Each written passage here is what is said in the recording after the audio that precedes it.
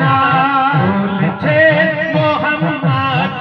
মায়ের আহমিয়াত করবে যে খিদমত সেইভাবে জান্নাত করবে যে খিদমত সেইভাবে জান্নাত ঘুম চোখের ত্যাগ করে মা ছেলেই পালন করে চোখের ত্যাগ করে মা ছেলেই পালন করে নিজে না আর করে ছেলের মুখে ধরে চোখের ত্যাগ করে মা ছেলেই পালন করে নিজে না আহার করে